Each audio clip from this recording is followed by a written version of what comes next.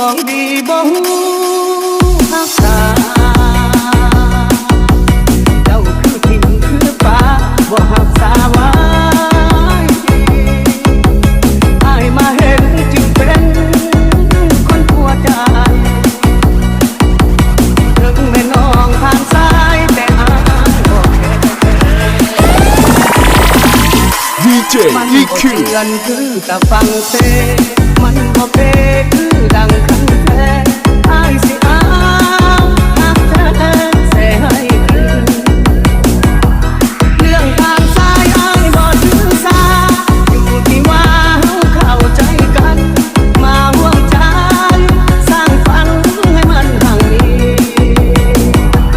ต่อไปนี้คอยและจำเรื่องแฟนเก่าอย่าเอาใส่ใจอ้ายขอบอกเป็นคำสุดท้ายถึงน้องผ่านซ้ายแต่อ้ายบอก DJ EQ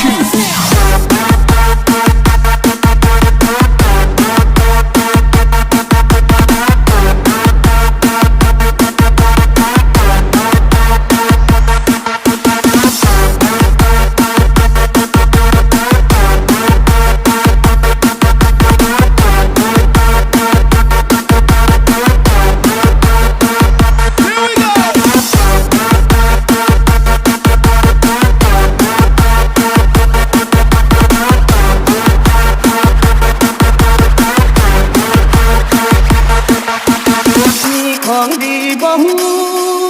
รักษาเจ้าคือถิ่นคือฟ้าบ่รักษาไว้อ้ายมาเห็นจึงเป็นคนหัวใจถึงแม่น้องทางซ้ายแต่อ้ายบ่แค่ DJ มันบ่ EQ เตือนคือตะฟังเซมันบ่เปคือดัง